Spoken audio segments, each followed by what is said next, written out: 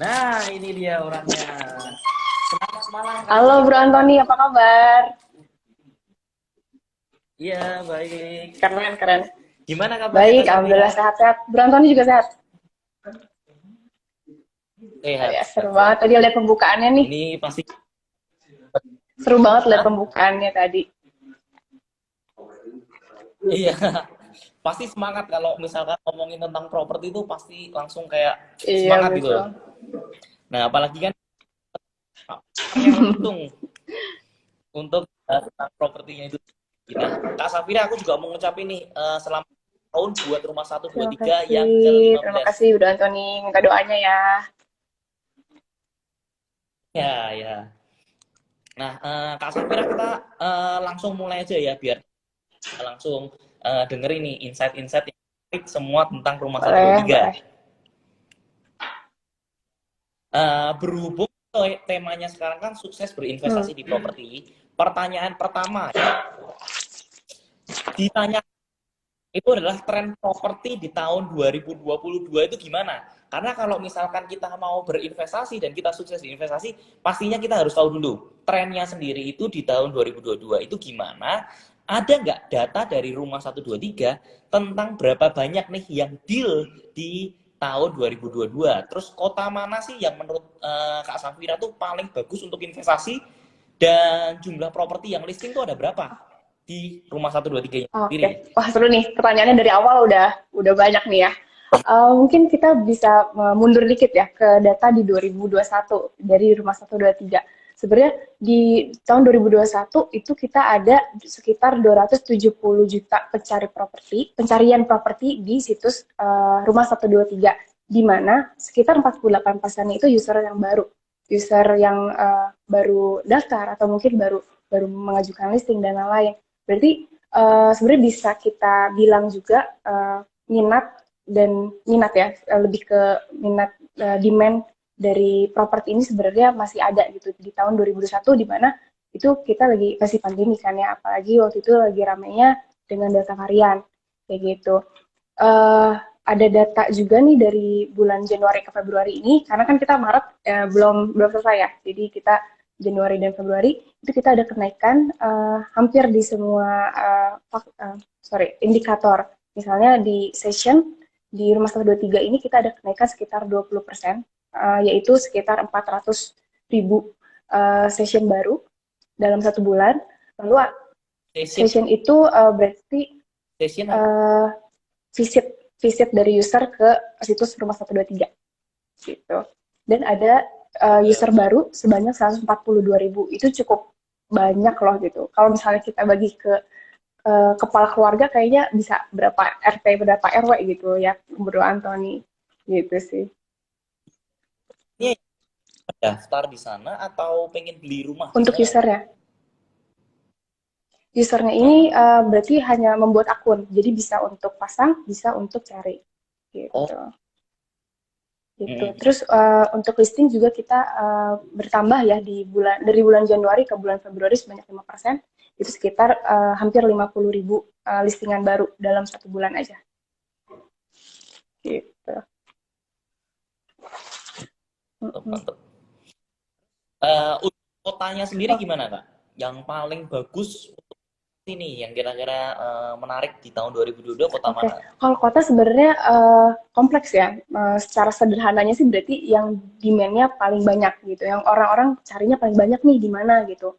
Untuk sejauh ini yang paling banyak itu masih di Jakarta, Surabaya, Bandung, dan yang paling baru juga itu kotanya itu Tangerang Selatan area. Itu juga growth-nya itu hampir 1% dari 2020 ke 2021 kayak gitu. Hmm, hmm, hmm, hmm. Oke, oke, oke. Jadi kalau misalkan kita boleh ngomong jumlah properti yang ada di listing di sana ada berapa, Kak Safira? Bisa dicek juga, tapi kalau data terakhir yang saya pegang itu ada 1 jutaan. Satu Iya, jutaan. gitu. Wow.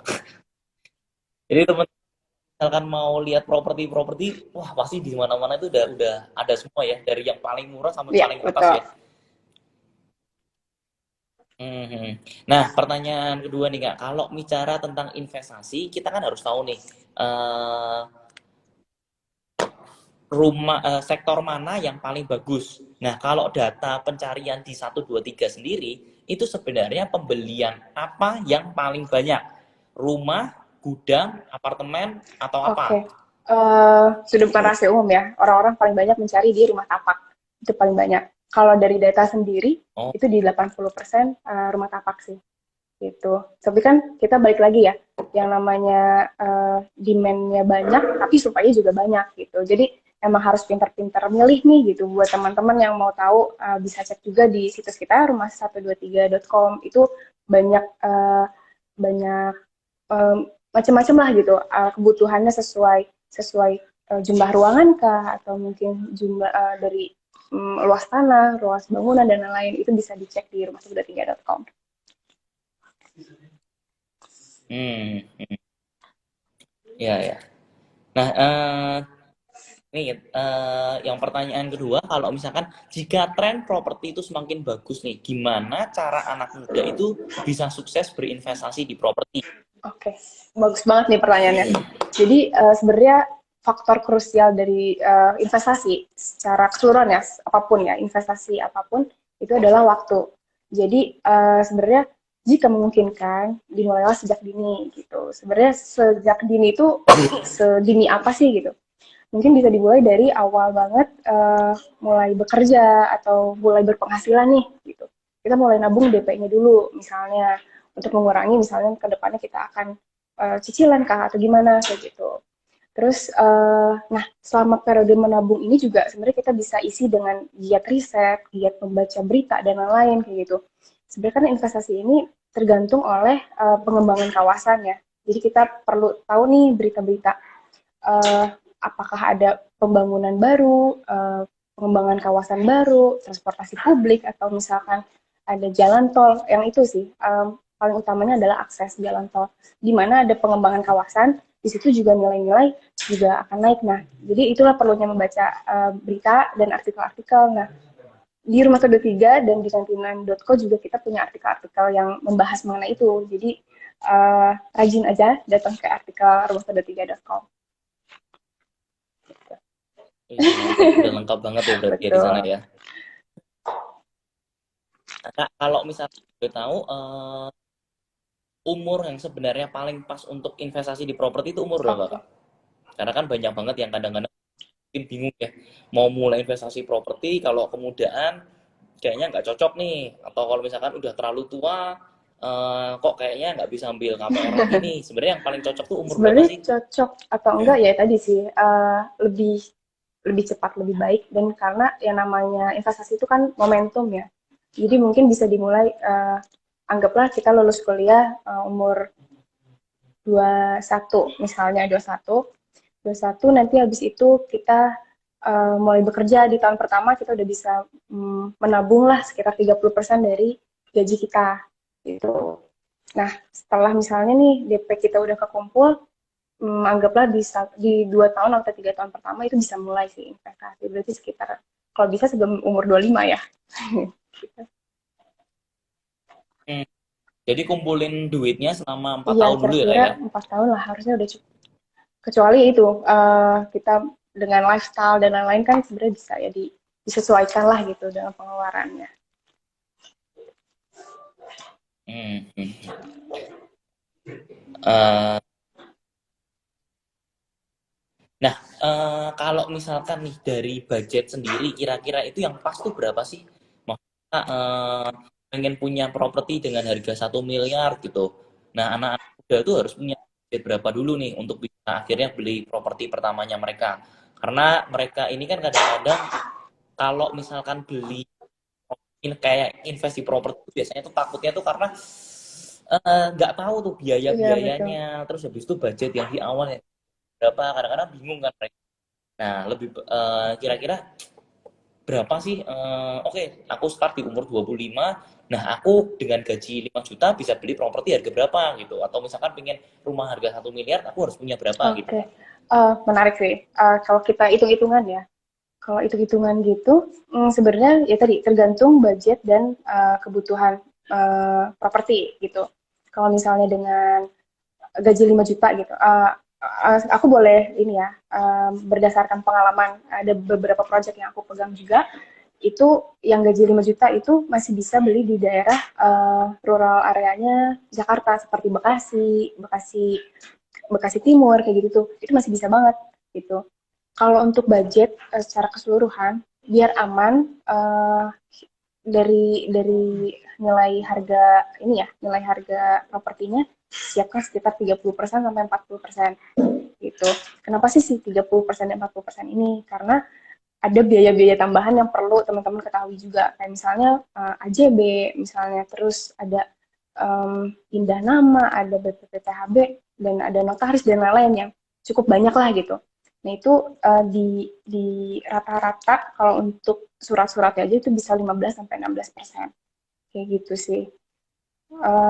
Untuk promo, untuk pembelian properti yang kayak tadi ya, misalnya cuma punya 5 juta nih gitu, perhitungannya gimana kayak gitu, itu bisa rajin-rajin cek dari promosinya developer, karena developer sendiri sering mengeluarkan promo-promo tertentu, apalagi khususnya untuk properti primer ya, yang baru gitu, yang baru muncul gitu. Itu ada kayak free DP misalkan, atau hanya bayar booking fee bisa bisa maju ke akad kayak gitu-gitu. Itu lebih lebih baik cek ke developernya masing-masing kayak gitu. Itu banyak banget sih Hmm. info-info mengenai hal itu di 2123.com gitu. Kak, kalau tadi kan aku dengar ya, maksudnya kan kita harus kumpulin itu kan berarti 20% dulu untuk Hmm, DP-nya, kemudian ada 6 itu untuk ya biaya-biayanya Kak ya. betul banget bro. Nah, jadi kan tergantung developernya juga ya. Siapa tahu kalau misalkan ada yang ngasih penawaran 10% aja DP-nya itu, kita ya paling cuma keluarin 26% udah bisa nabung buat beli itu kan Betul sebenarnya Kak ya. betul banget bro. Apalagi teman-teman, aku juga kemarin itu barusan dari bank, salah satu bank swasta, itu juga memberikan kredit itu DP-nya sampai Oh iya. 0%. Jadi teman-teman bisa cuman keluarin biaya-biaya notarisnya sekitar 16% doang. Jadi nggak perlu lagi ngumpulin sampai 30%. Karena sebenarnya di masa kayak gini tuh sebenarnya paling bagus Ya banget ya setuju buat banget. investasi properti ya Kak Safira ya. Setuju banget bro Antoni. Mm-mm. Ya, Kak, kalau ngomongin sukses berinvestasi di properti, sebenarnya properti itu lebih bagus mana nih? Nih, ini pertanyaan yang mungkin teman-teman yang nonton itu juga pasti galau banget. Kita kan invest, pengennya itu kan untung. Nah, kalau teman-teman kita ngelihat fenomena sekarang itu semakin untungnya cepat, semakin pengen Iya masuk di betul. sana. Makanya banyak tuh yang kena salah-salah kemarin itu ya, yang Ya. kreator-kreator itu. Nah, kalau nih investasi di properti sendiri lebih bagus gimana? Ketika kita beli langsung cepet-cepet pengen di flipping atau disimpan aja sampai lama? Terus kenapa alasannya memilih itu Kak? Menurut Kakak Oke, Safira menarik sendiri banget sih gimana? Bro Antoni. Sebenarnya ya itu ya, namanya investasi kan ada plus dan minusnya nih gitu. Nah, misalnya kita bahas satu-satu dulu ya. Kalau misalnya investasi yang seperti flipping kayak gitu, itu catatannya adalah kita harus menyiapkan dana yang lebih ya dalam waktu yang cenderung sedikit gitu. Karena dalam periode ini kita harus mengeluarkan biaya lebih untuk misalkan perbaikan, misalkan upgrade, atau misalnya ada biaya pemasaran kembali gitu sebelum pada akhirnya kita jual dengan harga yang lebih tinggi gitu kan bro. Nah mungkin cocoknya ini untuk investasi yang jangka pendek ya gitu.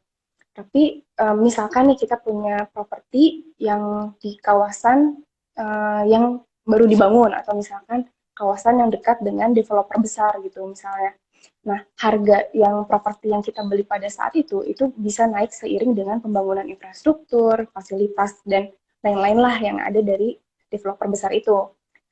Tapi investasi jangka panjang ini sebenarnya ada catatan pentingnya, yaitu pastikan uang yang digunakan ini bukan uang dana darurat ya. Jadi anggaplah kita uang dingin gitu, bukan uang aktif yang kita gunakan dalam sehari-hari.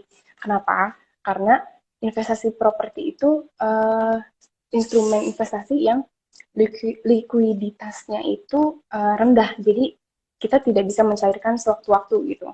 Jadi yaitu pastikan kalau misalnya ini investasi yang bisa teman-teman lakukan dalam jangka panjang, memang disarankan seperti itu.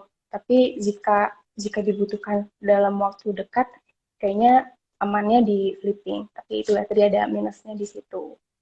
Gitu sih Bro Anthony. Oke. Thank you Kak. Bagus banget penjelasannya.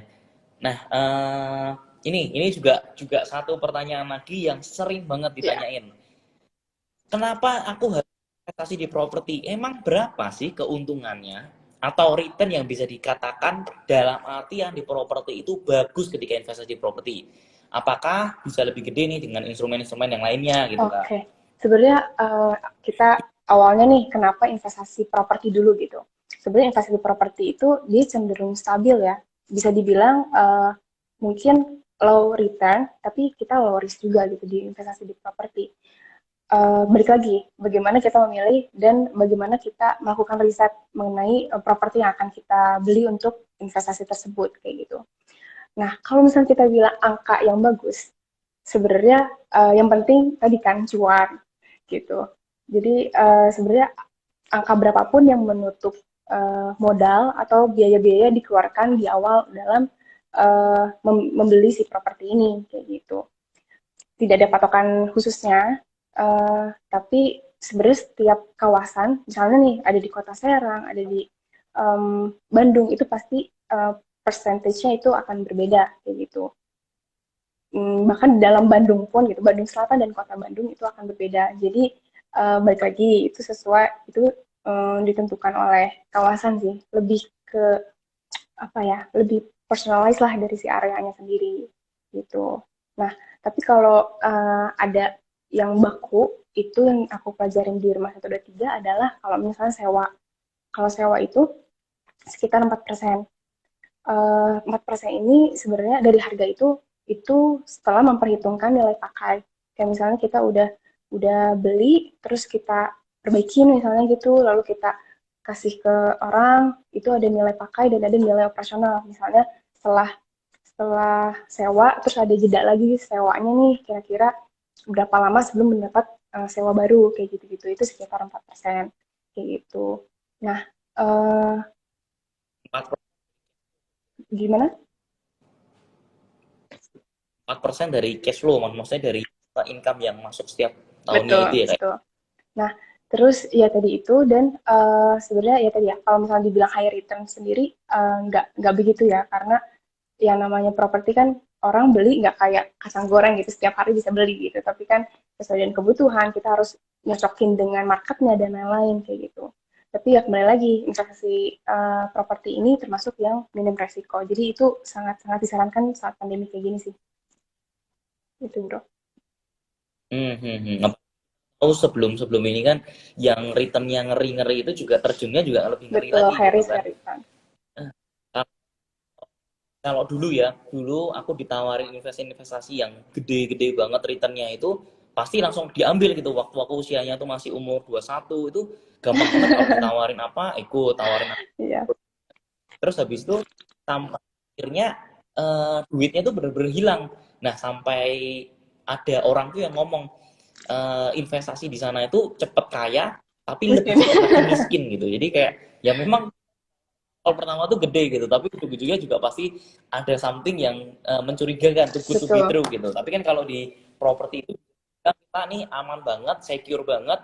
Terus kalau memang bisa dimaksimalkan dengan Ya, bagus, apalagi kalau misalkan bisa dijadikan model kayak kos-kosan itu, wah returnnya bisa gede banget gitu. Maksudnya bisa sampai di atas 10%, itu pun masih ditambah dengan capital gain yang ada dalam propertinya itu betul Kak. banget. Hmm,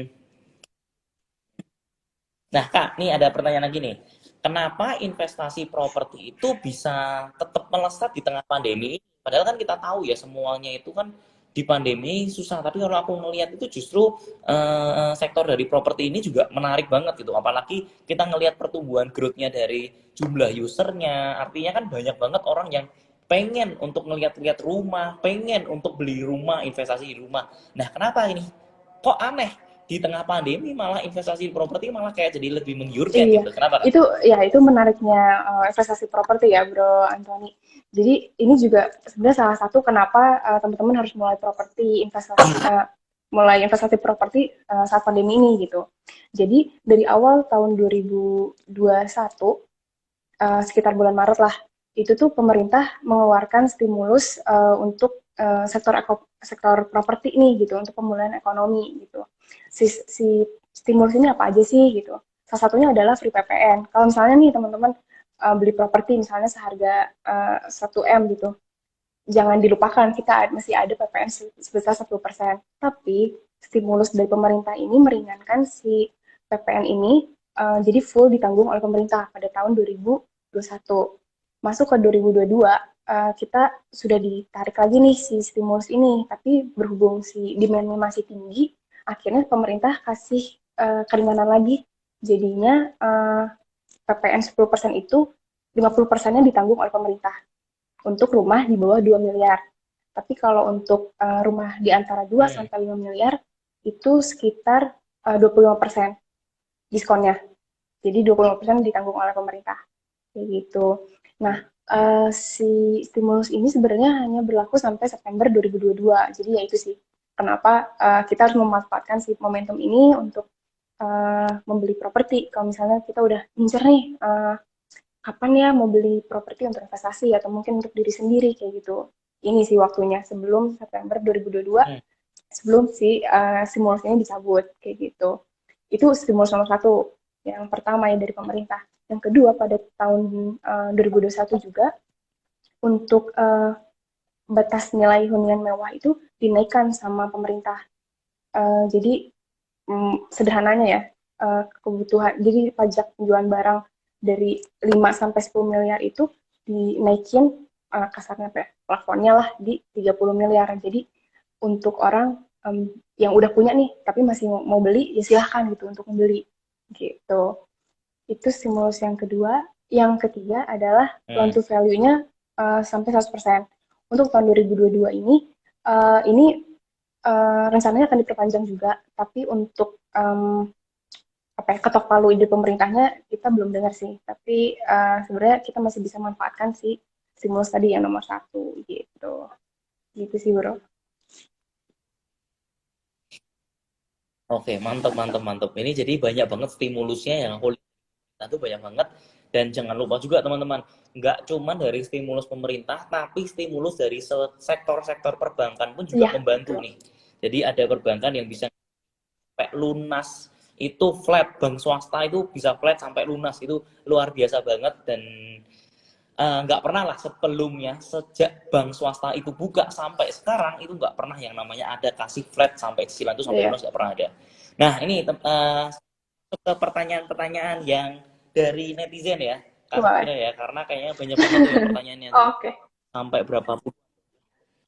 Nah ini ada pertanyaan pertama dari si Buneya.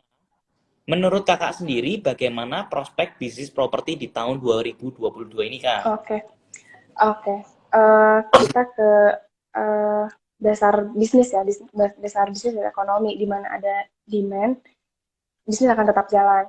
Berdasarkan data dari kita yang dari rumah 123, demand terhadap properti itu masih meningkat setiap bulannya. Dari data terakhir pun dari Januari ke Februari itu lumayan tinggi ya tadi yang udah disebutin di awal. Jadi untuk saat ini ditambah lagi dengan stimulus pemerintah, bisnis properti saat ini masih di atas rata-rata sih. Apalagi khususnya untuk di awal Q1 ini, gitu, Q1 2022. Mantap, mantap.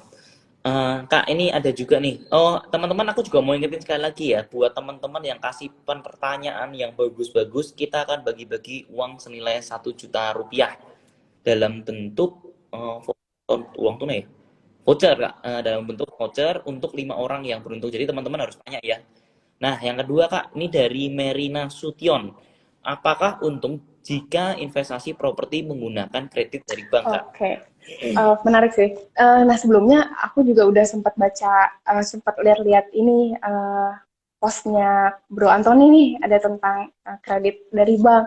Boleh nggak dari Bro Antoni? yang jawab mungkin lebih lebih lebih interaktif bisa dari Bro Antoni ya. Oke, oke, siap. Kalau misalkan dari bank, aku saranin untuk pengambilan kredit itu lebih bagus kalau misalkan teman-teman ambil pure ditaruh di instrumen yang memang bisa diputerin lagi dan mendapatkan income-nya. Misalkan di kos-kosan, nah itu teman-teman itu memang untuk pembelian properti menggunakan kredit dari bank itu justru malah bagus banget. Dan kalau memang dapat kredit dengan tenor yang panjang, sekalian aja diambil yang panjang. Karena apa? Karena income itu kan setiap bulannya, setiap tahunnya itu mengalami kenaikan sesuai dengan capital gain dari propertinya. Misalkan capital gain propertinya segini, income-nya juga naik gitu. Tapi kan cicilannya itu sama terus, jadi akan ada suatu grafik tuh kayak gini bentuknya. Jadi jauh lebih bagus dan jauh lebih untung ketika teman-teman menggunakan kredit. Tapi kalau misalkan untuk di properti, di rumah, aku memang lebih seneng kalau misalkan ambil kredit. Kalau memang bisa secara cash, cash. Tapi kalau memang nggak bisa, yaudah pakai kredit, cuman ambilnya dengan tenor yang paling rendah. Kalau bisa 3 sampai 5 tahun ambil di segitu aja karena itu biasanya masa fix dari kredit perbankan sendiri di 3 sampai 5 tahun itu. Nah, Kak, ini ada pertanyaan ini, Kak.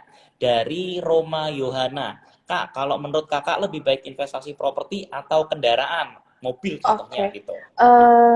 sebenarnya kalau investasi itu kan berarti tujuan investasi sendiri apa sih gitu? Sebenarnya kan untuk menjaga nilai uang atau nilai kekayaan kita dari inflasi gitu kan ya.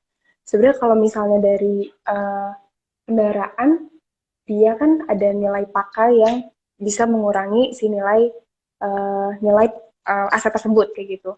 Jadi kalau dari aku sih menyarankan tetap properti gitu. Kalau dari Bro Antoni gimana nih? Ya, setuju banget sih kalau misalkan kita beli mobil itu kan juga kita lihat ada namanya depresiasi ya. Setelah 5 tahun harga mobilnya juga Hmm, turun gitu. Kecuali kita itu benar-benar mobil-mobil yang super antik ya ya. Karena kan sekarang banyak tuh yang mobil-mobil antik bisa dijual sampai harga bisa naik nilainya juga lagi ya. tinggi. Nah itu boleh gitu teman-teman. Rata-rata secara umum ya kalau kita ngomong secara makronya ya pasti mobil itu depresiasi gitu. Kecuali memang ada value yang ada di sana, misalkan udah dipakai sama Pak Jokowi, nah itu mungkin harganya bisa Betul, lebih enggak ya. Secara makro kita ngelihat pasti itu depresiasi, sedangkan kalau properti itu pasti apresiasi gitu kan. menarik. Nah, Kak ini juga ada pertanyaan Herman Andromeda. Tips investasi yang aman itu gimana agar tidak terhindar dengan yang namanya investasi bodong? Oke. Berarti ini secara general ya investasi. Yang pertama itu pasti background check.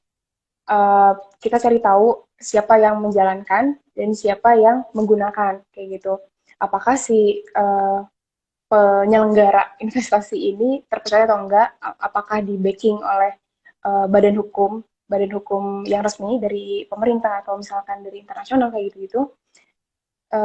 Background check dan kita sebenarnya belajar lagi sih yang namanya investasi itu yang tadi ya dari Bro Antoni juga bilang yang namanya too good to be true tuh kita harus mulai skeptis nih dari awal gitu atau mulai curiga gitu dari awal baru ntar kita cek setelah kita cek itu sebenarnya kita belajar juga apa yang baik dan apa yang cocok untuk kita karena kan investasi cocok-cocokan ya tergantung dari profil resiko masing-masing orang kayak gitu. Eh, Berarti ya sebenarnya intinya dua sih ya, background check sama baca-baca lagi mengenai berita dan lain-lain gitu. Oke, mantap mantap Kak. Ini bener-bener insightful banget ya buat teman-teman ya.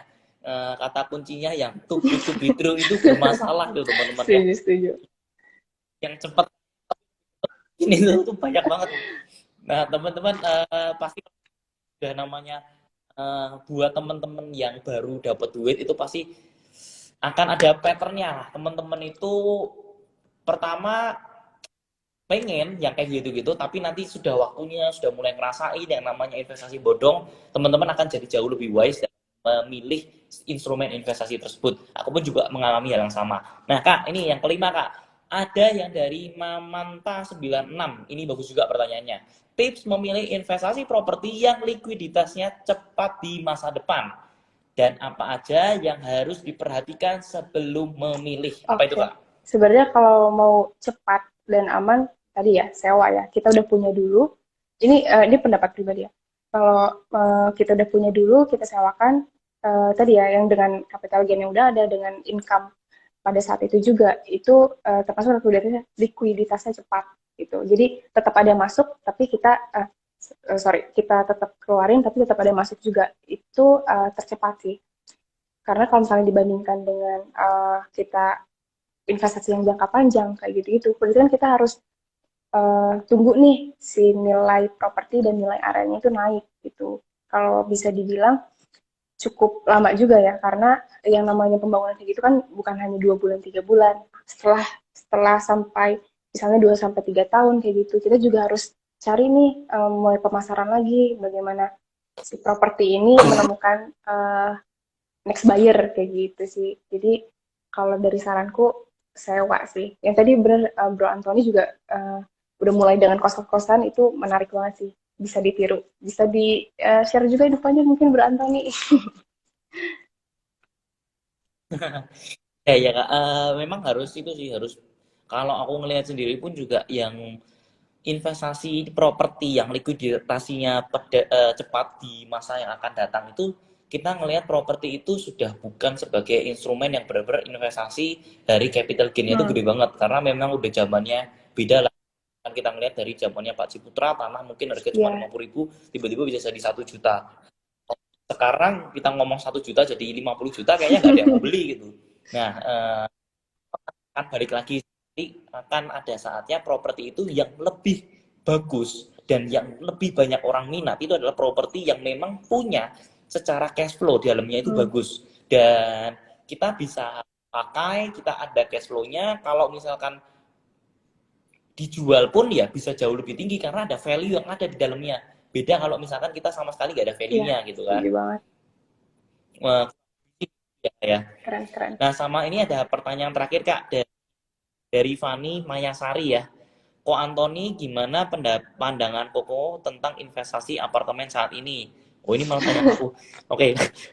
Eh, pandangan tentang investasi apartemen yang saat ini, sebenarnya sih kalau aku melihat investasi di apartemen itu harus agak hati-hati juga, karena kalau pembangunan yang ada di sana, apartemennya itu sampai beberapa tower, nah itu akan cenderung harganya itu susah untuk naiknya. Itu yang pertama. Dan yang kedua, harga untuk disewa-sewakan itu bisa hancur banget. Jadi kalau teman-teman khususnya yang tinggal di Jakarta pasti pernah melihat apartemen-apartemen yang kualitasnya itu 500 juta, tapi sewanya itu cuman bisa Iya, 20 betul. juta, 15 juta, dan itu kan kacau banget gitu loh. Nah, itu menurutku karena supply-nya terlalu banyak sampai akhirnya apartemen itu value-nya jadi kurang. Jadi teman-teman harus pilih-pilih nih, kalau investasi ya cari yang memang terbatas, dan kalau bisa memang daerah surrounding-nya di sana itu adalah kampus-kampus yang elit, tempat-tempat yang elit, tapi harga apartemennya masih murah. Nah, itu tuh bisa jadi teman-teman untuk dijadikan instrumen investasi karena naiknya pasti tinggi. Tapi kalau sudah harganya tinggi, terus habis itu Banyak ya. supply-nya banyak, itu pasti susah Iya, harganya dijual atau buat harganya bisa sewa. jenuh ya, ya Bro ya. Betul, betul, betul banget. Oke, menarik. Nah, ini udah seru-seru banget ya. Sudah seru banget buat teman-teman yang itu sudah interaktif banget. Ini pasti teman-teman interaktif nih karena pengen dapat voucher belanja nih kayaknya. Pokoknya teman-teman tungguin ya. Sampai di akhir acara ini kita bakal kasih ke teman-teman voucher senilai 1 juta rupiah. Jadi jangan sampai ketinggalan. Teman-teman yang baru tanya tuh 6 nih. Jadi tenang aja, teman-teman punya kesempatan untuk bisa benar-benar dapetin duitnya karena kalian lawannya cuma 6 orang, dikit banget tuh. Nah, ini sekarang balik lagi nih pertanyaan dari aku buat Kak Safira. Apa saja kiat-kiat berinvestasi di properti Kak Safira? Oke. Kuncinya yang pertama riset sih, riset dan belajar banyak. Karena banyak baca berita kayak gitu-gitu, kita kan jadi bisa tahu apakah ada pengembangan kah, apakah pengembangan ya tadi ya kawasan kah, atau misalnya infrastruktur dan lain-lain. Karena di mana si kawasan itu masih berkembang, si nilai aset yang di sana juga bisa ikutan naik dan bisa dijual lagi dengan harga yang tinggi. Itu sih sebenarnya dari uh, misalnya kita punya 100% waktu, ambillah 80% itu untuk background check, untuk pelajarin apa itu tentang investasi properti dan propertinya juga apa gitu. Terus yang kedua, siapkan dana lebih dari cukup. Yang tadi kita udah sempat bahas juga kayak mengenai persuratan dan lain-lain gitu. Jangan dilupakan juga karena akan ada biaya-biaya tambahan dari situ. Gitu. Yang ketiga, background check. Jangan lupa kita ngelihat dari developernya, mungkin developernya dulu sempat mangkrak atau kawasannya dulu banjir kayak gitu-gitu. Terus bisa cek juga ke projectnya, itu yang penting sih. Kita cek ke projectnya, dan kalau misalnya mereka inden gitu, kita bisa lihat juga dari project existing gitu. Developer ini pernah membangun project di mana aja sih kayak gitu. Sama yang terakhir, untuk investasi properti di tahun 2022 kalau bisa dilakukan sebelum September 2022, karena yang tadi ya, stimulus ini sangat-sangat membantu lah gitu untuk kita sebagai pembeli,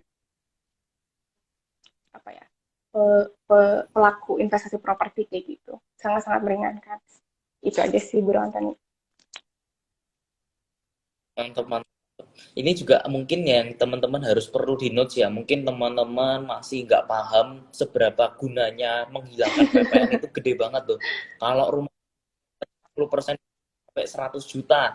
Jadi teman-teman yang memang sekarang ini punya dana lebih baik kalau mau beli properti ya sekarang ini. Ini karena di stimulusnya tuh gila banget, luar biasa. Dan kalau teman-teman ngecek, teman-teman boleh ngitung sendiri, tanya ke perbankan. Kalau sebelum waktu COVID ada, itu kan bunga sampai 11%, ada yang 9%. Bandingkan dengan yang sekarang, di mana bunga cuma Iya, 4%, ada tiga yang delapan cuma delapan kemarin ya. 3%. Coba Betul. dibandingkan. Iya, itu bisa kan loh. Kalau sampai nilai akhirnya selama 15 tahun teman-teman nyicil, itu yang 9%, 10% itu bisa sampai berkali-kali lipat. Nah, betul banget. Sedangkan yang itu tuh cuma paling naiknya persen doang gitu.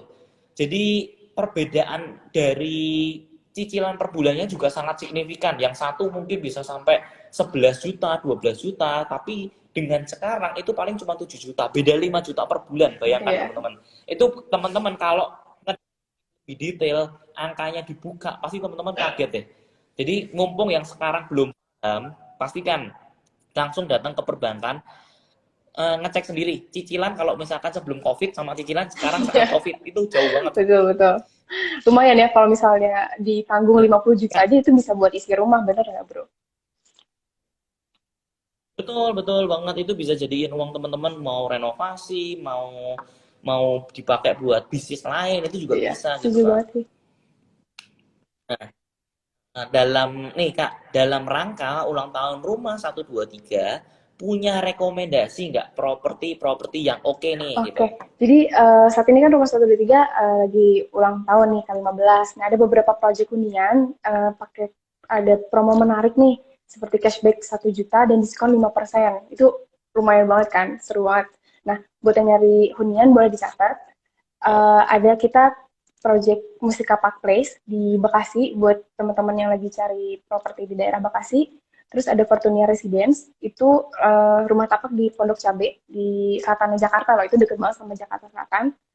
Terus ada apartemen Landmark Residence di Bandung, buat teman-teman yang di Bandung nih, boleh cek ke sana di marketing galerinya di Landmark Residence, sama ada Istana Regensi Jatinangor, itu juga ada di Kabupaten Bandung. Promonya ini cuma sampai 15 Maret 2022, jadi lebih baik sebelum kehabisan sih. Gitu. Mantap. Mantap, mantap, mantap, mantap. Oke, Kak, ini kayaknya udah seru banget ya ngobrol-ngobrol kita, sudah sampai panjang banget. Dan pastinya teman-teman pasti udah nggak sabar banget untuk tahu siapa 5 pemenang yang dengan pertanyaan terbaik untuk bisa mendapatkan voucher dari Ayuga. Ya, voucher Ayuga ini kita langsung sebut aja Kak, ada 5 pemenangnya. Yang pertama, selamat untuk Roma Yohana yang sudah memberikan pertanyaan yang bagus. Selamat. Selamat. Nah, yang kedua juga nih, ada yang kedua nih si Buneya. Ini namanya susah banget nih, si Bunia. Si Bunia, ya si Bunia. Selamat untuk yang kedua. Dan yang ketiga, selamat juga buat Herman Andromeda. Keempat, ada Mamanta 96. Dan kelima, ada Fani Mayasari. Nah, selamat untuk para pemenang. Selamat. Terus kemudian tim Rumah 123 akan segera menghubungi via DM untuk proses selanjutnya. Jadi teman-teman nggak perlu repot-repot, akan langsung dari tim Rumah 123 yang mengkontak teman-teman. Nah, tampaknya sudah hampir 1 jam, kita harus sudahin lagi karena sebentar lagi akan lanjut sesi berikutnya yang akan dibawakan oleh orang-orang yang menarik juga. Ada yang property expert, ada yang selebriti, jadi teman-teman bisa tungguin. Nah, terima kasih banget buat property people yang sudah menyimak sampai habis. Saya Antoni Sudarsono dan ada Kak Safira, pamit undur. Nah, teman-teman jangan lupa juga ya buat ngobrol asik 15 jam pasti bisa di sesi berikutnya dengan host dan tema yang pastinya tidak kalah seru. Rumah 123 pasti bisa karena kami ada buat kamu dan nyari sampai nempatin rumah baru. Thank Thank you you, Kak Guru Safira buat Antoni. waktunya.